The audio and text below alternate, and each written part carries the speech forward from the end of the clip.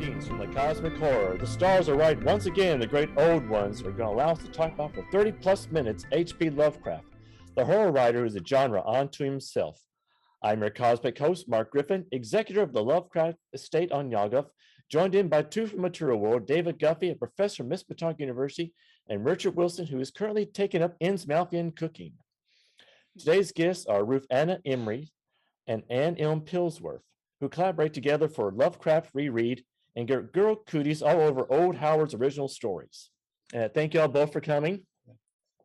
Thank you. And Anne, I had a question that's probably bothered me the most of all. Reading your profiles, you live in Edgewood, and it says it's a Victorian trolley car suburb. What is a trolley car suburb exactly? Well, it is a suburb back from, I guess, around the turn of the 20th century, probably before then too, where the major city, which in our case would be Providence, was connected to its suburbs by trolley cars that ran on rails rather than buses, etc. So in some places, the archaeologists can still find the old rails. And as you might remember, Edgewood figures in the case of Charles Dexter Ward as the place where Joseph Kerwin the vampire found many victims. Yeah, I was going to ask because you also said you lived close to his underground laboratory. Yes, it's right down the street. It's within walking distance. Oh, wow. We haven't found the entrance yet, though. I think they hit it pretty well. Hit it pretty well. Right on the river. So one day when the waters are low enough, we'll find it. Yes. And so does living in Providence give you a better connection to the Cthulhu mythos then? Well, I actually, when I first moved to Providence, I was going to go to Brown University because I wanted to work on Lovecraft. So that was when I first came to Providence. And since then, it is a special city. I can see why Lovecraft loved it.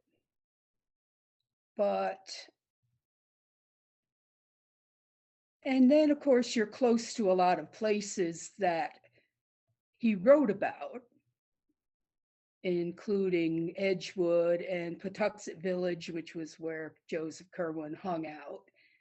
And then, of course, the mysterious church that Nyarlathotep was hanging out in the steeple of, and the shuttered, what is it? Not the shuttered one. The shunned house is still there on Benefit Street, and you can peer in the windows if you dare. Of course, Benefit Street has a lot of the old houses, even going back to about to the 1700s. So. Do you ever go by some of the houses that Lovecraft lived in during his adult years? In fact, I think I must have at some point, but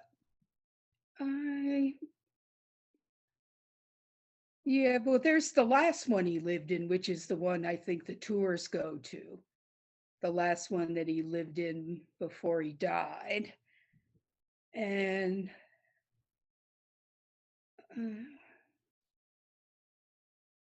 okay. Yeah, so I don't know that I'm looking for his houses. I'm more looking for the houses that he wrote stories about. Yeah, right. Which is what interests me more, because the houses he lived in have changed a lot over the years since he lived in them. Someone once did make me a birthday cake in the shape of Lovecraft's house. So impressive. And about Ruthanna, I've understood that I mispronounced your name. It's Emrys. Is that how you say that?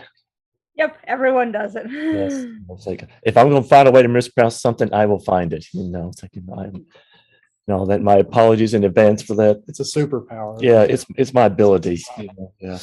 And so, how did y'all first hear about Lovecraft?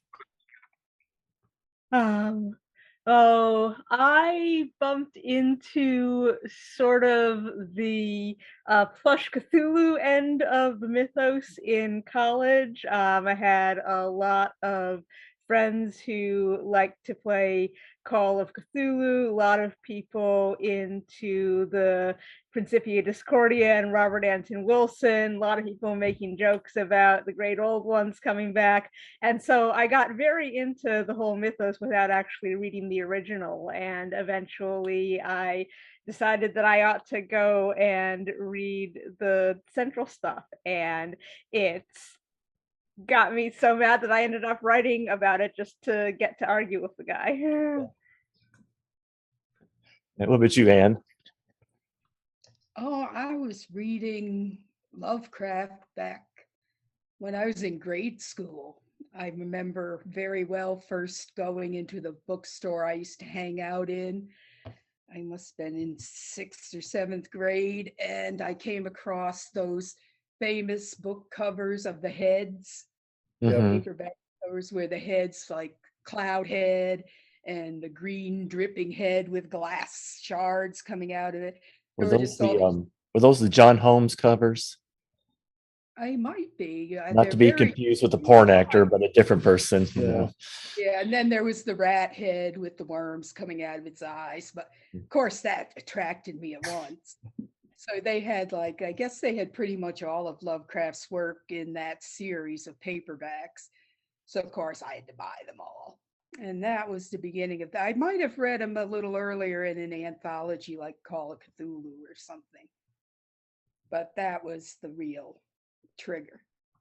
Yeah, it makes it fun to blog together because especially when we were going through the original stories, many of which were new to me, she would always be, talking about these book covers and these deep childhood memories. And I would be just, gasping anew at the first exposure to a really cool alien or a strange turn of plot. And it makes a nice contrast and a nice conversation. It is interesting, y'all came from different ways. One of you was like, grew up reading them. The other one was kind of like, like hadn't read them until like after playing the games and stuff like that. And so Or I even imagine beyond. and all that. You came through very quietly there, Anne. Uh, And how did y'all decide to do Lovecraft rereads? So I had read a few of the stories and I was starting to write Wintertide. And I had already had the first novelette with Afra Marsh out and had gotten sort of pushed to write the novel based on it. And I thought, well, I had better make sure that have read everything that Lovecraft has done just to make sure I get all the interesting little details in and don't miss something that's going to get some guy to come up to me at a con and say, you have contradicted this bit of canon Yeah. accidentally.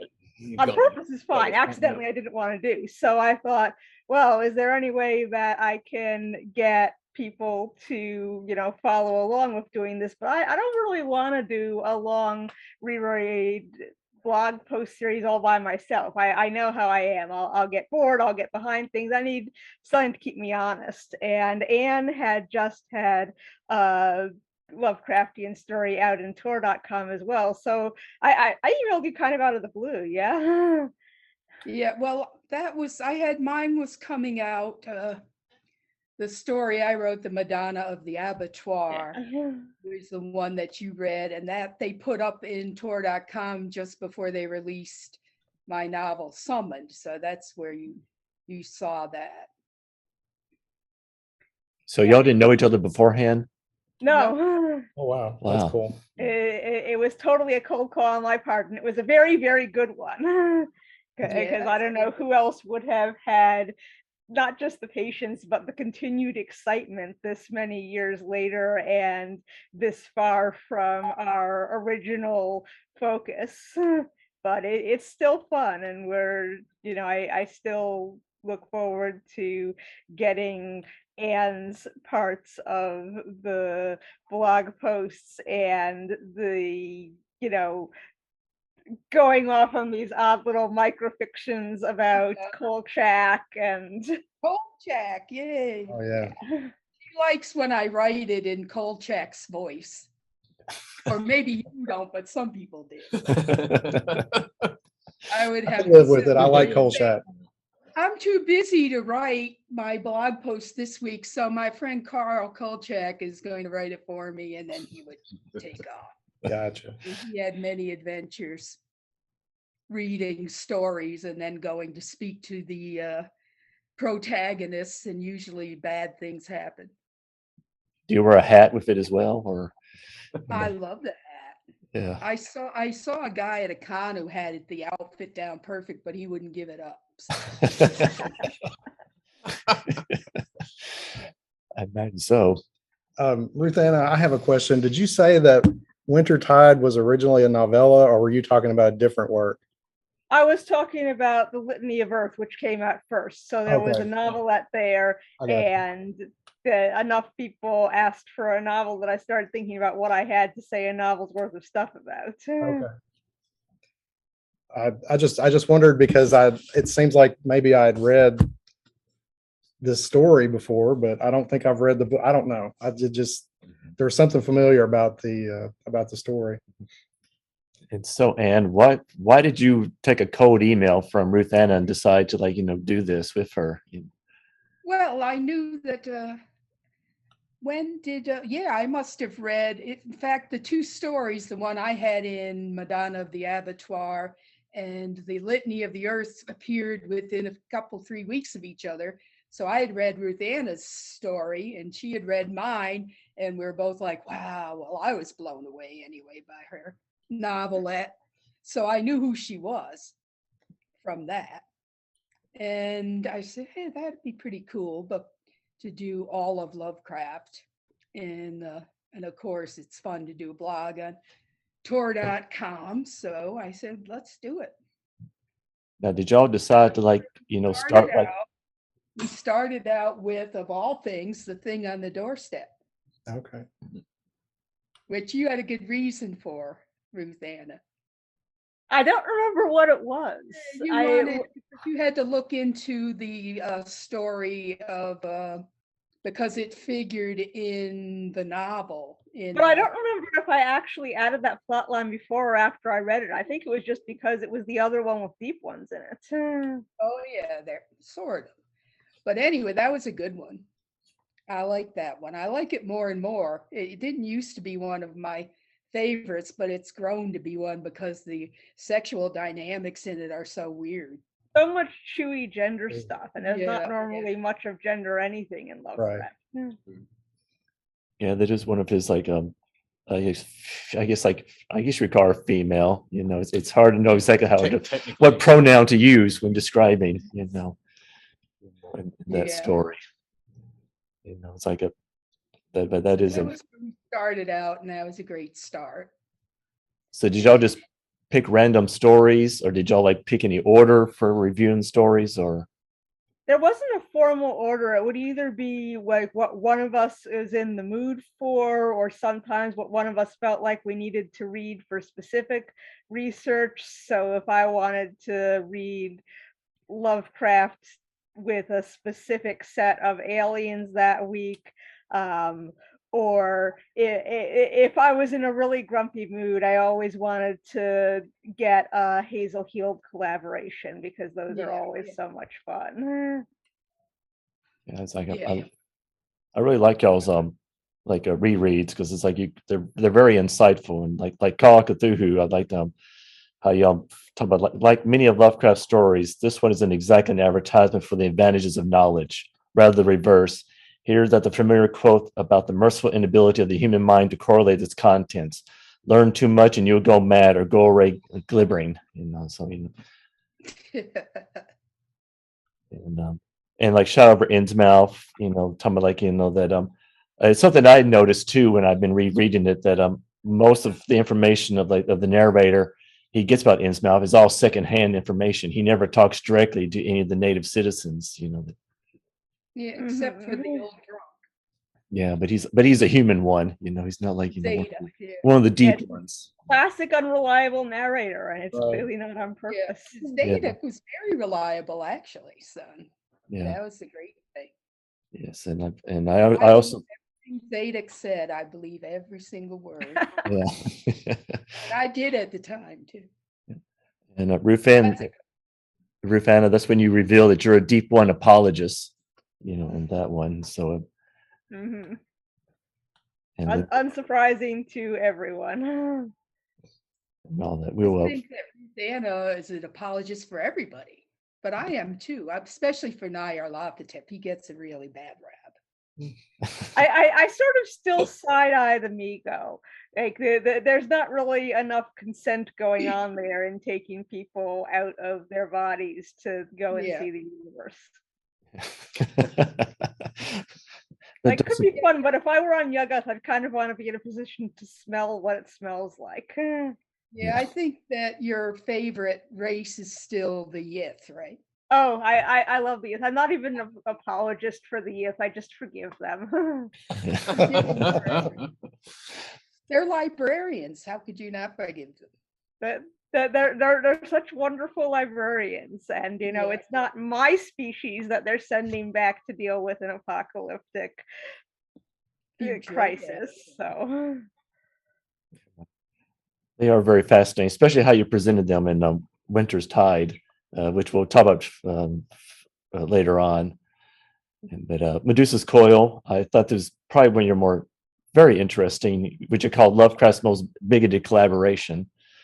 And I love this one quote: Cthulhu was always the god of the enslaved and of the oppressed, those who fallen from the glory and those who never had it. I suspect Lovecraft sought to portray Cthulhu not as the last resort of the afflicted, but as the god of a revolt against the rightful order, who overturns all that is good and sane and civilized. At some level, let's see, Fred Clark points out this implies awareness of such a revolution could be justified and would certainly be well motivated. And so I never thought about like Cthulhu being the god of the oppressed, but I can see it quite a bit, you know, especially when reading his things. Mm-hmm. No, he always shows up, and everyone who isn't the upper class white Anglos is secretly worshiping him. Got to be a reason for that. Sure, does seem so. So I guess we should actually be pushing for like Cthulhu to come, you know. Since, well, some people are. Yes. Overthrow. Yeah. Bring the rightful order. Is there any review that you're really proud of? Either one of y'all? It's like, you know, one y'all really want to brag about? Not a specific review, but my favorite piece of feedback on the series is still I was in a Necronomicon panel. I think it was actually on The King in Yellow, and the moderator introduced me with respect to what was at the time still the Lovecraft reread and is now reading the Weird, and said it's one of the few places on the internet where the comments are worth reading. And we have such a great set of commenters, and we've had people, you know, come in and do like, you're trying to erase Lovecraft's memory thing. And, you know, we sort of gently point out that maybe having a years-long blog series dedicated to the guy is not the best way to erase his memory. And sometimes we manage to bring people in to have a more nuanced conversation, and then people also have their in-jokes, but it's a nice place, and I'm really proud of our commenters. That's nice to be able to cultivate something like that, because so many comment sections and boards and that type of thing kind of degenerate into the loudest, most toxic and aggressive people. So to be able to and like Tor.com has a great set of moderators, but even so, sometimes I see other people posting about Lovecraft there, and man, the moderators get a lot more to do there. Probably so. I'd imagine. We're real polite. We're so polite, we don't give them anything to do whatsoever. Yeah. And so your novella or short story, like Litany of Earth, that's basically kind of like you for writing about the I guess like your sequel to Shadow over Innsmouth. So did you read Shadow over Innsmouth and decide, like this needed a sequel, or were you just curious about what may have happened? So, like I said, I had a lot of Lovecraft by osmosis, and I thought I knew what happened in the story. And the way that I was reading the originals is that my wife Sarah was reading aloud to me from a Best of Lovecraft anthology while I made dinner. And she read this one to me, and it starts out with saying that what's going to happen is that the people of Innsmouth are going to get taken to a concentration camp, and that this is a good thing. And weirdly, this does not put me in a position of feeling sympathetic to the people who put them there. And so as I was listening to this, I was listening, with the perspective that the narrator is a guy who's going to put people in a concentration camp. And yelling at Sarah about this. And then I stomped around all evening and I kept saying, no one really wants a story about the oppressed fish people of Innsmouth, right? I don't need to write this. And she kept saying, yes, you do. Yes, you do. And just to tell you how long ago it was, my live journal readers were saying, yes, you do. Yes, you do. And so I wrote a story that was not the Litany of Earth and was a little too on the nose, and that never got published, except that I drew a couple of scenes out of it for flashbacks eventually in Wintertide. And then while that was going around and not getting any interest, I wrote Litany of Earth as the second Aframarsh story, and I started sending that around. And Tor.com sat on it for a year and lost it, and then I resent it to them, and then they bought it. Wow. And they were glad. It was pretty much just, I couldn't help thinking about what do the fish people do in the concentration camp? How is that the same as the other experiences that people have had in concentration camps and internment camps? How is it different? And I was not aiming to be timely. I was aiming to have the whole idea of people getting stuck in camps be as obviously horrible to everyone else as it was to me. And then the week that Wintertide came out, people were talking seriously about internment camps for immigrants. So it was apparently these things are not as obvious to other people as they are to me. And you drew a lot of the inspiration for the internment camps from the Japanese internment camps. Oh yeah, and part of the way that Litany of Earth ended up happening is that as soon as I was thinking, okay, people are going into internment camps in 1929, and the ones who don't die are fairly long-lived people, and it just sort of seemed natural to me that when we got to the point of World War II, that the government would take advantage of having a camp already set up and at that point mostly empty, and everything else kind of followed from just the logic of that. But I read memoirs of people who'd been in the internment camps. I actually read George Takei's memoir that started out with his experiences there as one of those, and some of Afra's new relatives ended up based a little bit on his family because he just described in such detail. Yeah, he also did a graphic novel of it too. So he's so you just planned that being just one story, didn't you? And you got a lot of feedback, and some people are saying you need to write more.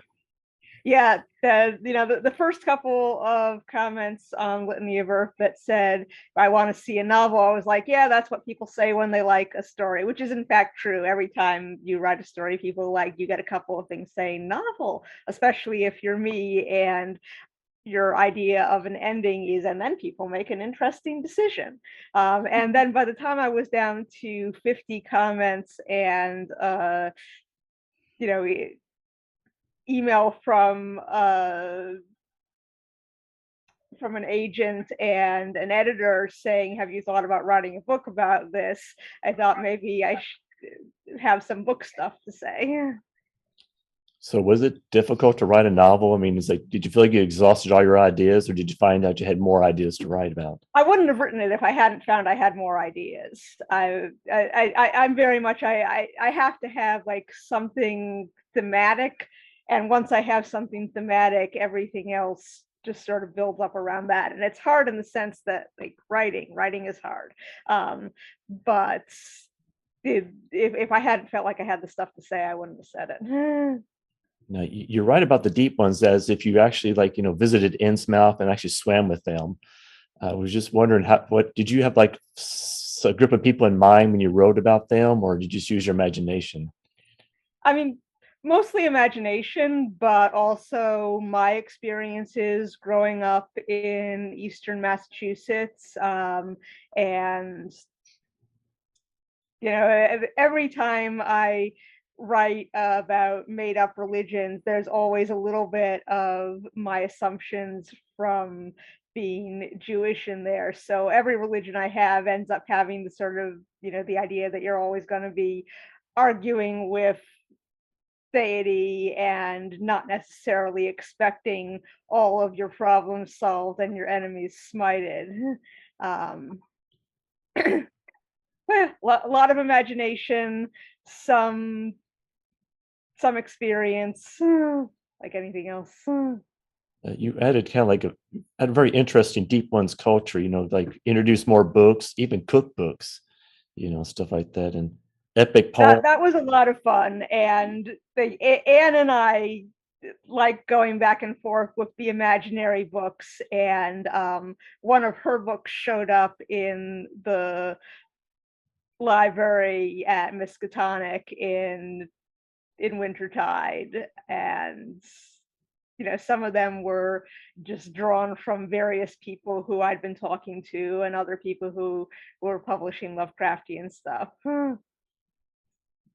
One of the things I really love about writing Lovecraftiana is just this tradition going back to Lovecraft of everyone gets Tuckerized into everybody else.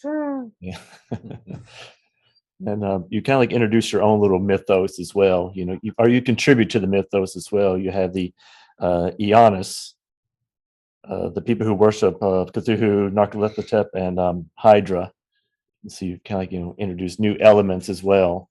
And where did they come from? The Aeonists? Yes. That was just, if you're going to write from the perspective of a religion, you need to think about what the religion is and not just write. Like Lovecraft was trying to write it more or less in the same way that he thought of real religions that were not the one that he'd been raised to be skeptical of, and was writing very explicitly as an outsider of those scary people over there. If you're actually going to be writing from inside the temple, you need to have some idea of what happens and what draws people to it. And it's also one of the interesting things was, if you're writing about the religion as a scary thing, then it needs to be very powerful and, on the verge of taking over the world. If you're writing about a religion of the oppressed, then you need to write about it as something that has very limited capability to actually, solve those problems. And so it's a more distant set of gods and a more stoic philosophy.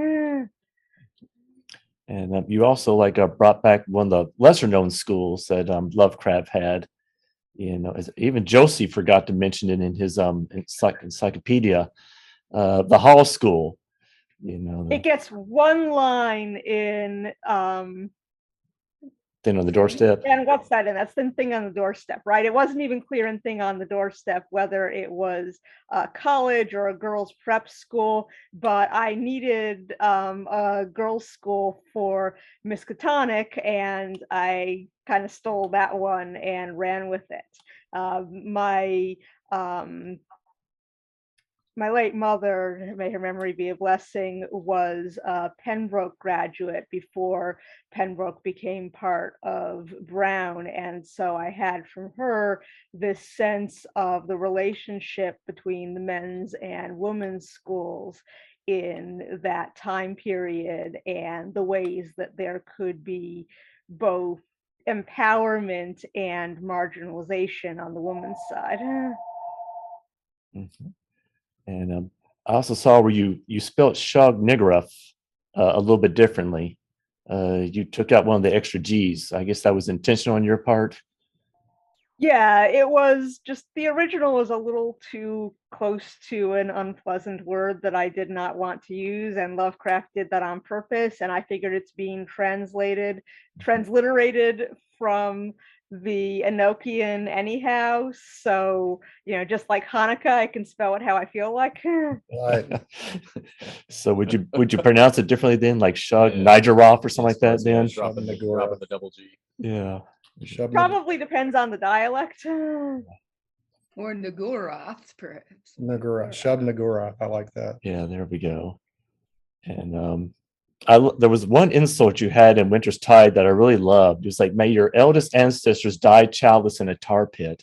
I hope never to see your eyes again." I love that line right there. I want to say that to somebody, sometime. Keep it in your back pocket for the That right. Trumbull was You've been so holding much that for all fun. these Yeah. years, and there it Waiting to is. use this line. Yeah. When I was a kid watching Next Generation, I always loved the Q episodes. Like, there's nothing like an overpowered, snarky immortal. And it was also great because it's such a pain writing historical stuff, because you'll be going along and you'll be writing something, and then someone will be like, "Oh, the word alien as a description of people from other worlds didn't exist yet. There were no plastic bags. No, you can't make a reference to DNA. It won't be discovered for 3 years." And every time that happened, I would just let Time Traveler talk about it. There you go. Yeah. That's a good loophole to have. That I is. guess. And you made a mention in Winter's Tide that you said you had the best beta readers. So you have people like read your stuff, like a wide group of people. Yeah, Anne was one of the beta readers there, and Lila Wexner Garrett, who does editing for Strange Horizons, various other friends and with different backgrounds, but I always look for someone who's going to want everything to be as intricate and oblique as possible, and someone who's going to want all the I's dotted and the T's crossed. And for this stuff, I wanted people who love Lovecraft's work, and people who hated Lovecraft's work, and people who had never read Lovecraft's work, to make sure that it was something that would connect to all of those different ways of looking at the material. So you just didn't want to be a story that only Lovecraft fans would love. You wanted to make sure that a wide audience. But why was that important to you? Why not just like cater to the fan base or something like that? I mean, I'd been coming in from outside when I started all of this, and I like to have people be able to have Wintertide as an entry route as well, and something for the people who like the mythos but don't want to deal with the bigotry and nastiness in the original, and stuff for the people who see what's really cool in it. Because I'm right on that border myself. I always describe it as a love-hate letter to Lovecraft, and something that I could write, because one of the things I do respect about him is how willing he was to let other people play in his sandbox. And he made the sandbox big enough that even the monsters can play in it. So I know that he would have considered me a monster, but he also made it possible for me to write as the monster. Both of those things matter to me. That probably was his, one of the biggest gifts he gave. It was like he created like this universe, that we can all join in. Mm-hmm. And, I know that August Derleth, try to rein it in a little bit, but he wasn't quite successful with that. And I understand that some of the characters in Winter's Tide are based on some family members, like Ron Spector. I think he's based on your great uncle.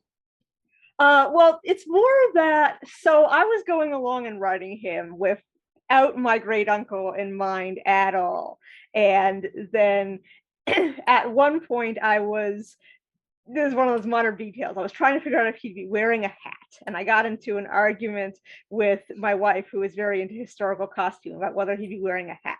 And she said, well, your great uncle was, doing similar sorts of work around that time. Ask your mom for some pictures.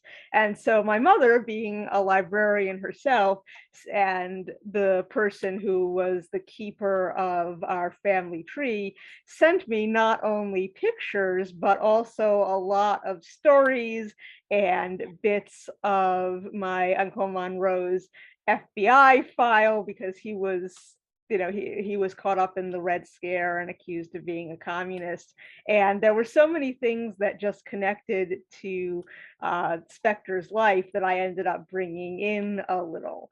And then I thought, well, maybe the fact that, I had this Jewish great uncle living in New York around that time and dealing with government stuff himself and who was himself gay, is part of what made me maybe subconsciously think of this character in the first place. And now I've got a lot of characters who are named after, but not otherwise. This is very important because they're mostly nasty people, modeled on members of my wife's family, because there was an Upton already in the individual, and the Uptons are a big part of her family. So I just started grabbing other surnames from her extremely waspy family for the upper crust of the family. Yeah, there was you had an apology at the end where he says, I hope my in-laws will forgive me for borrowing a few names since I didn't ask permission. Lovecraft populated Mispatonic Valley with Uptons, the Skinners, the Turnbulls, and the Crowthers. Crowthers. And so you actually had Uptons in your family? Well, my wife's family, yeah, she's got Upton, she's got the Crowthers, and so there are Trumbles, none of whom, as far as I know, are actually ancient abominations or keeping the archives of the universe. Sorry. Were they familiar with Lovecraft? They kind of roll their eyes, at him. He's like. I think that my stuff is the only Lovecraftian stuff they've ever read. So they weren't familiar and going, oh, he talking about how Lovecraft defamed their name, their family name, or stuff like that. They took it in good spirit. And Anne, I don't want to leave you out. I just want to talk about some of your stories. The Madonna of the Abattoir. You have two servants of Narcoleptotep, and they're set on the artist James Pickman. I'm assuming he's a cousin of the famous Pickman, in the Lovecraft story, since he's also an artist. I think he's a little bit before the infamous Pickman, but I got in the first comment I ever got on that story was getting ripped down because I used Pickman for my artist. And apparently that's an evil thing to do because it's too obvious. Oh, okay. Too on the nose. And actually he wasn't at all like the other Pickman. So, but anyway, I thought it was fun. Yeah. Yeah. I thought it worked. He doesn't. And at this point, we could give them a list of people who've written about Pickmans. No, that's true. They're modern Pickman that we read. It's a whole story. It's a whole family. And then there was another good one we read about a Pickman in modern times. So that's one of the great things about the blog on Tor is we started out doing all Lovecraft because there was still a good size body of it for us to attack. And after we did a few Lovecrafts, we decided, hey, we should do his collaborations. And we started pulling in the collaborations. And then after a while, pushed me into it. I was terrified of the modern stuff. You didn't want to do the collaborations? No, not the collaborations, the modern stuff. Oh, the modern stuff where people were still alive. Yeah, yeah.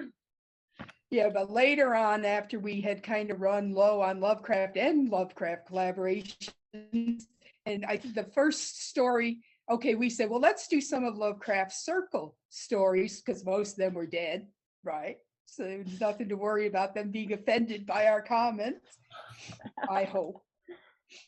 And the first one, I think the first one we did was what? I was just looking back today. Negotium perambulans? No, that was after. It was one of his own circle. And it wasn't the Return of the Sorcerer, though. That was one of the early ones. It was what? The Hound of Tindalos. Did we do that Oh, first? man. It might I have think been. that was the very first one we did. I'd have to check again, but anyway, so we said, well, we should do a circle. So now we had Lovecraft's own stories, Lovecraft's collaborations, Lovecraft's immediate circle. And then it started to expand out from that into anyone from any time who did Lovecraftian stories. So we started getting a lot of delicious modern stories. And more that general weird fiction. Yeah, and then now it's morphed from, because we ran totally out of Lovecraft, except for maybe horrible. We've got some juvenilia left, I think. Yeah, which we said, no, we can't. We did that really bad one. What was it? The one that was a parody of romances of the time. You guys? Oh, remember? yeah. That's Sweet sweet. Ermengarde. That was great. That was Oh, funny. That one was. I said we can't go any lower than Sweet Ermengarde. So we That's kind of a started. guilty pleasure for me. I like that one. Really? Yeah. I actually have read worse romances from the period than Oh yeah. No, Back it was funny. I like that. when I was reading Victorian pulp. There are some even worse than that. Well, he was making fun of that writer Fred Jackson, who was very popular at the time period, and so he was kind of like his parody of Fred Jackson, who is really deserves to be parodied. Yeah, well, I haven't read him, and if he's worse than Ermengarde, I'm not going to read. But anyway, so we had expanded, and we started to do some modern ones like Chagas and Bloom. That was one of the earlier ones we did. It was great number of them. And then if we could ever find foreign ones, we love to bring those in. If we find translations are always great. There are so few of them. Anders Spager was that. That was so good. Bora, that was a great. Furies from Bora. Yeah. And so Japanese ones we've been finding, because there are whole books of translation of Lovecraftian Japanese fiction. Yeah. That's wild. So is it nervous, like, trying to, have you heard from a living author, some of the stuff you reviewed, it's like, and have they been, mostly been, nice, or they've been like, a few been like, you got this whole story? They've mostly been nice. David Drake showed up to say that our interpretation of one of his stories was completely off, which, fair. We're at the point where people get very excited when we cover them, which is really kind of exciting myself. And get new writer. That's my favorite thing, is to find a new writer who's done. Well, now we can do anyone who does weird fiction. That's so great, because I remember I was always thinking, wouldn't it be great if somebody would read one of my stories? Yeah. Frank Lawrence Gidney told me that he actually saw the bump in his sales after we covered Sea Swallow Me. So I was like, oh, we're influencers. There you go. You're welcome. Yeah. Influencers. Yeah, That's there awesome. you go. Yeah, So David, I don't remember any except for Shirley Jackson's son. Who wrote. She showed up to kind of work quietly on the Hill House reread. Yeah. So David Drake writes Lovecraftian fiction. We wrote one thing. What's it called? It took place during the Vietnam War. Well, didn't we do one in Belgian Congo? Something darkness. Then seek Curse the darkness. That's it. Curse the darkness. Yeah. I didn't realize. And I did, my usual thing about, man, I'd really like to see this from the point of view of the local people who are doing this invoking. And he was like, I had been through this, and this, and how could you imagine that I could write from anything but the perspective of the people who had been traumatized by being on this side of the fighting. And fair. I haven't had those experiences. He has. That he wrote the story that he wrote. I guess The he's only right. one we haven't read yet is the one that we haven't read yet because of our nerves about it is, what was that? It's the shadow over what? The doom that came to Innsmouth. Doom that came to the doom that But came. we haven't done it because I just hate it so much and I don't want to reread it. Yeah, it's unnerving to me too. What makes it so bad? It is it is a story about how some people really do deserve to get sent to concentration camps. Oh, Yeah. wow. So the narrator, who is a deep one, is really of an unlikable deep one, a really, really unlikable deep one. Oh, that made me think of something. Have you seen that comic book called Miss Matonic? It was like, Mark Sable wrote that. Yeah. No. It has a storyline that kind of made me think of Wintertide, and I was just wondering if he kind of borrowed elements, or if you thought and you read it and kind of like go, I can kind of see he may because he has like, I haven't read that one. and it's not quite as good as your book. He kind of like almost like throws everything in. It's a Lovecraft blender type situation where it's spot the reference and that type of thing. Those can be fun. Spot the reference is a fun game. But he does things like, sorry about the rats in the walls, things like that, which is like, it gets really annoying. But the Innsmouthians get sent to like a concentration camp. There's a Yith who travels, in the body and stuff like that. And so when I was, I was like going, it's like, I'm just wondering if he like, read, your work and kind of like borrowed from it and all that, and whether you were like going. But now I've got to read it because anything with a Yith in it, I will read.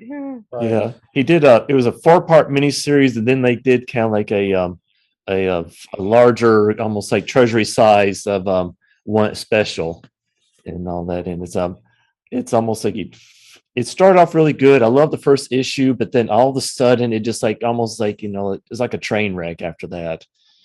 Miss Matonic? Yeah, Miss Matonic, just like the university. And it's like it was Aftershock Comics that did it. So I was just cool. I will look that up. And then going back to the Madonna, was there anything that inspired you to write that story?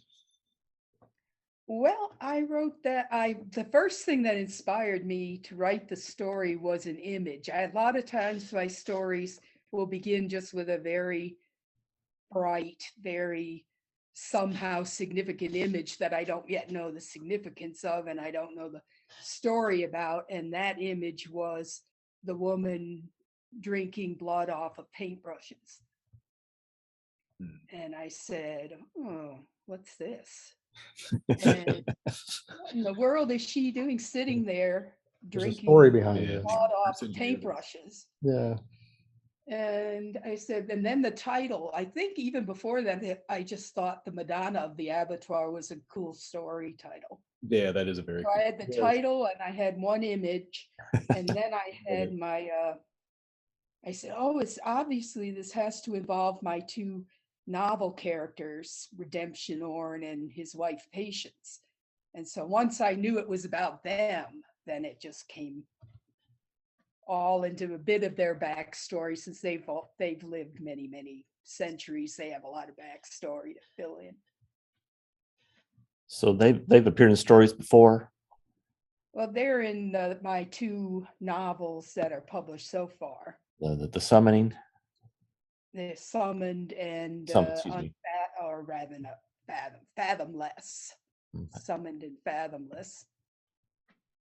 And we'll be in the next one, and they're just going to go on forever because I love them. Yeah. What do you like about them? Well, I love Patience Orne, who is a sort of a undying, she's weird. I have this weird undead thing going on where vampires are undead and some other people are undying, and there's a lot of different. But the way you get to be that way is through Nyarlathotep. So that's my vampire origin story.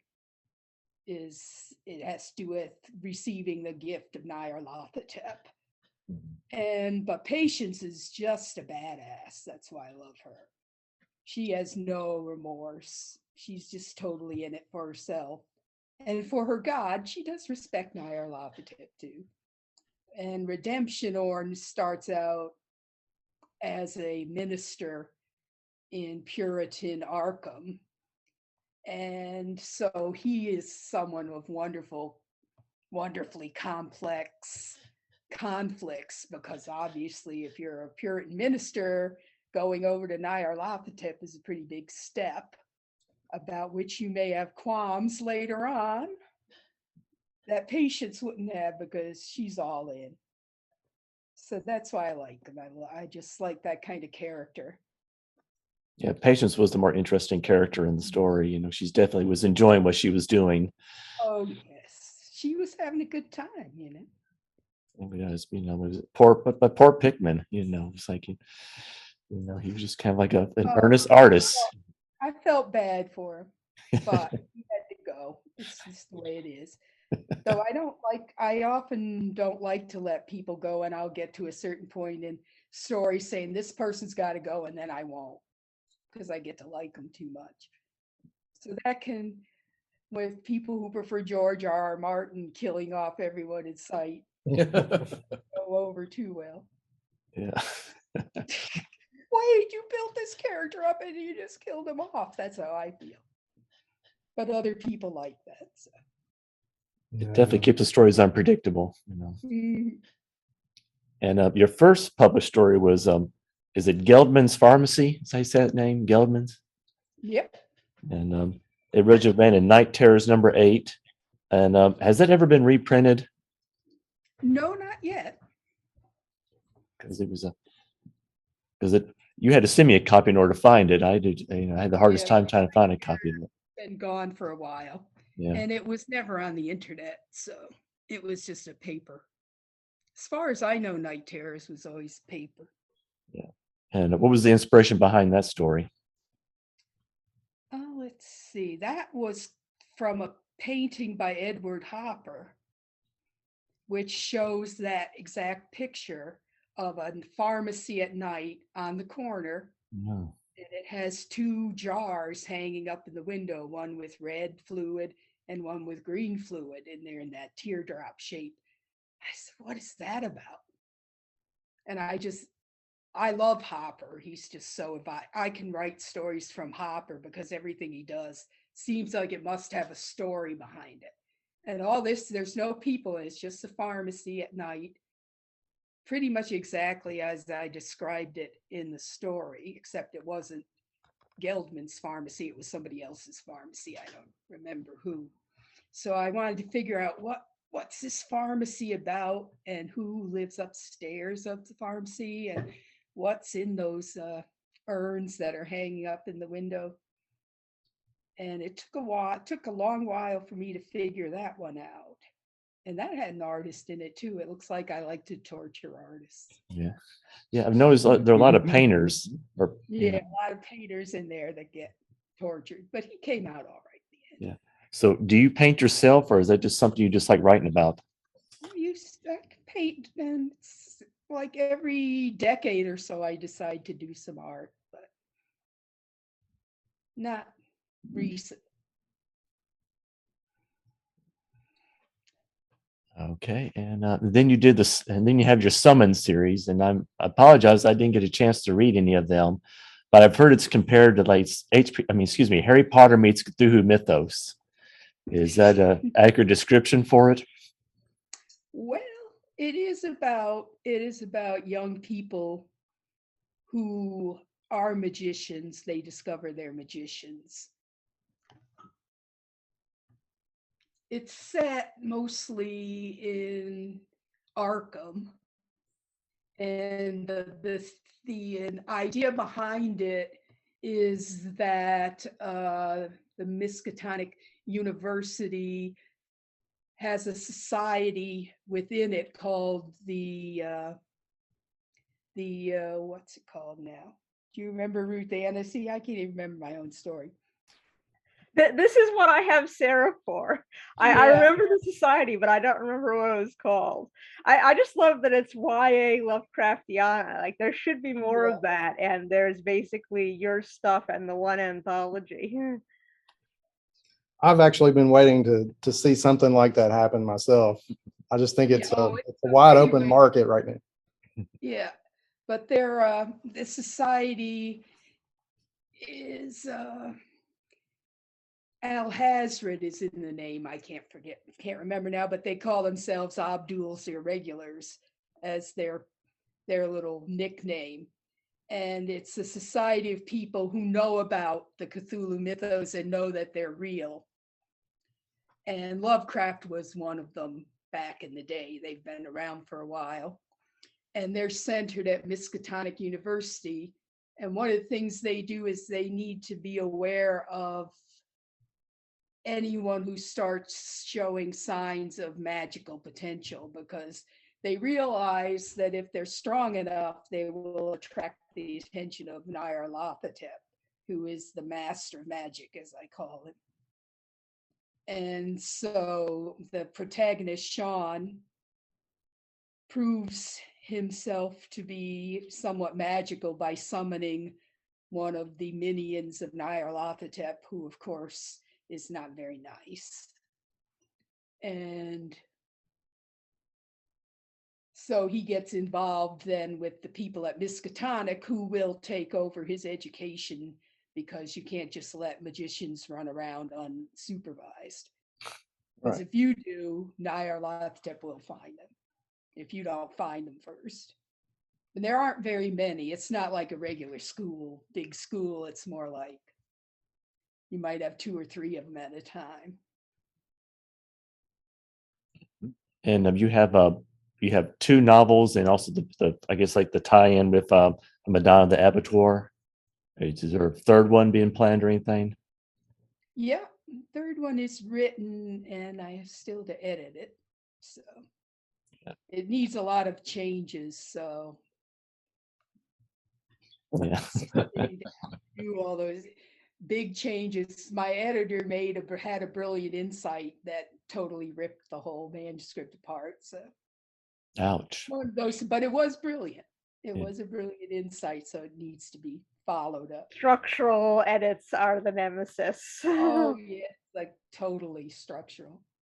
Well, that's I guess it's better to have that found, before it gets published and all that, really. Yeah, because it would certainly improve it a great deal. Because there've been like several stories I've read at times. I wish they had like the editor had intervened, gone like, no, you can't go this way. It's like, you can't write this story like this. This just won't work.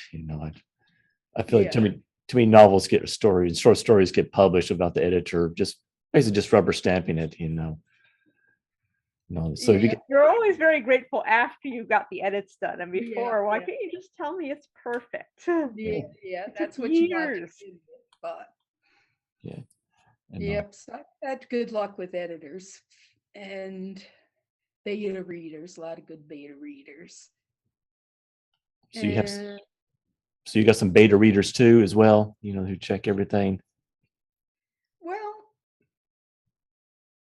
at the moment I don't, but I have my wife, Debbie. She's a novelist also, and so we both do each other's novels. And I actually like editing. I could see wanting to do some editing at some point. Editing your stuff or editing other people's stuff? I like to edit other people's too. So when I've been in writers groups, I've liked working with other people to edit their stories. It's just something I like editing. It's like some people hate editing their stories, but I actually like it. And what I'm particularly gifted at is I will always write a novel at about 250,000 words. and then I'll cut it back to 100,000 words. So that's my great superpowers. I can cut things by huge amounts. So that comes easy to you. You're not like going, man, I got to keep this in here because, you know, like it's important, or like you're somehow attached to that one paragraph or something because you really like how it's written. I think I just explore in the first draft, and a lot of stuff becomes extraneous because it was exploration. And when I have everything in a pile, I used to compare it to what you're doing. You're getting a big pile of clay on the desk in front of you, and you just keep piling on more clay. But once you've got the clay there, you can start to do something with it. Until you have the clay there, you're just sitting around staring at the ceiling. Once you have the clay, you start cutting away and shaping here and cutting away some more. And that's an image I like to use and suggest. I just get it all out, you know, because a lot of people's problem is not writing too long, it's writing nothing at all. Because I always end up adding 10 to 20,000 words in edits. do you write short? You write short then, and then you add. Oh, I think you remember Wintertide ended up like the whole first bit of that got added after Carl told me that I needed it. Yeah. Well, that's the way it is. Some people write long, some people write short. And I've always written long. I had to teach myself how to write short stories. I'd written several novels before I ever wrote a short story. And then I don't know how to write a short story. I think it was Orson Scott Card who said it was like different languages. Short stories are one language, novels are another language. And so if novel is your native language, you're going to have to really concentrate to teach yourself the new language of short story. And some people, of course, can speak them both. They're bilingual from birth, like Stephen King, you know. True. That's an interesting way of putting it. You know, it's like able to, I can see that, you know, because a novelist, their point is to write as long as possible. And a short story writer is supposed to be like, you'll be as condensed as possible. And so, you know, they would be conflict each other. Like it's a certain mindset. I just think long. I think really long, and I think a lot of scenes and a lot more dialogue, and just cut it down. I like cutting down though. The more I cut down, the better I feel. And it's usually a lot better. I find I have to do that with my blogs too, because I do all the summaries, and they can only be 1,000 words long, and sometimes that's very difficult to summarize. You have summarized some extremely difficult to summarize things. Yeah. So I'll usually start out, well, the whole blog has to be 18,050. And I'll start out at about 2,500, and now I have to cut it. So do you just cut out words, or do you like actually like retype words as well? Both. So usually I find I just write, I'm just being verbose. The first time I write things, I'm being more verbose, and I will always find a way to make it sound more succinct. So I'm not cutting, I find in novels too, I'm not cutting out content, I'm just cutting out words. That's the way I am. I'm just verbose, I guess. Verbose. But as long as you know you're verbose, because nobody wanted a 250,000 word young adult novel. Good point. That's a fair point. Unless your name was Rowling, then they wouldn't mind it. Yeah. Anyway, usually during the program, I like pick out some word and kind of like discuss it. And the word I want to discuss is the Oxford comma. Do you know what an Oxford comma is? Either one of y'all? That sounds like a trick question. No, I understand that you have quite a crusade with the Oxford comma, Ruthanna. For or against? Yeah. Would you care to elaborate what exactly is an Oxford comma and what exactly your stance is on it? If you have a list of 3 items. You should have commas between all of them. Eat, shoots, and leaves. Yes, Yeah. I agree with that. And all that. And so where did that come from? I mean, it's like, was there a particular reason, that are like very strong on this opinion or anything? I cannot say where the Oxford comma itself came from. My preference for the Oxford comma comes from my preference for clarity in language, and it's also genetic because my mother was considered Oxford commas to be very important, such that she was an editor at heart, and I got that from her. Now, was your mother Linda W. Gordon? In fact, yes. Yeah, I found an obit for her, and she seemed like quite the impressive woman, I have to say. She was. We loved her a lot. And she worked at a library called the Snow Library. Yep, she was a librarian. That's the main library in Orleans, Massachusetts, since I was 12 years old, and she was, by the time that she had stopped working when she got sick, very much the senior person there by many, many years. When I first heard the Snow Library, I had a visual image of a library that either collected snow or it was made out of snow and all that, but it was named after somebody named Snow. Snow is one of the big old families on Cape Cod. Yeah. Anyway, I guess we'll wrap up. And David, Richard, and our guests, I see the stars are no longer right. We must cease all discussions until they align again next month. 30 plus minutes of H.P. Lovecraft is sponsored by Gilman's Pharmacy, which can help you with your night terrors. This podcast was created in association with LovecraftPod.com and Logan Speculative Fiction Group, with the help of the Logan County Public Library and the Great Old Ones. Special thanks to Katie Tyson for being the final boss, and Joshua Dukes for the analog horror.